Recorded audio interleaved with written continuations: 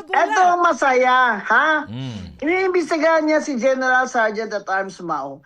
Mawa plus ka. Imbestigahan si Matibag. Mm. Oh. Bakit hindi niya imbestigahan si Matibag? Anong ginagawa ng mga NBI doon? Bakit may taong nahuli na siya ay naka-NBI na may gamit siyang nakatatak NBI at inamin ng tao na siya ay NBI volunteer. Kunyari pa yan, agent yan. Ngayon, kailangan ilabas nila, tingnan kung yan ba ay nasa payroll ni Matibag sa NBI.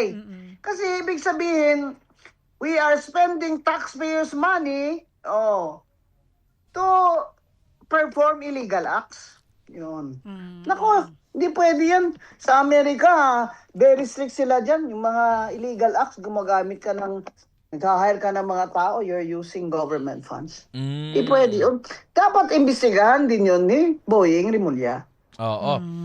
At ang binabanggit, kasi merong investigasyon na to merong gagawing investigasyon na i-involve ang NBI, na i-involve ang director mismo ng NBI, para lang pong masabi na fair ang NBI, meron sasabing, dapat daw muna tawag dito, umalis muna sa pwesto itong si Sino? NBI Director Melvin Matibag para wala wala pong impluwensyahan kapag iniimbestigahan yung NBI. Kasi sinuspende si Sergeant Arms Mau Plaska para sa pag-imbestiga sa Senado, walang impluwensya. So iniimbestigahan din ngayon yung NBI, bakit may mga NBI dun sa GSIS, bakit may nahuling NBI, binabang NBI agent. So para fair ang pag-imbestiga,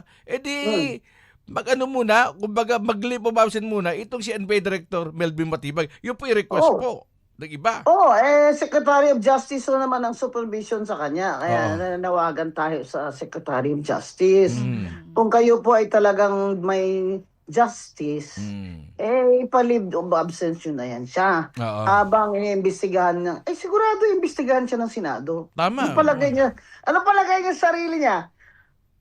Hindi siya imbestigahan ng Senado? Yan nga di ba? Kasi gumagamit ka ng government funds Yung mga tao mo, naka-charge yan sa pati NBI agent mo,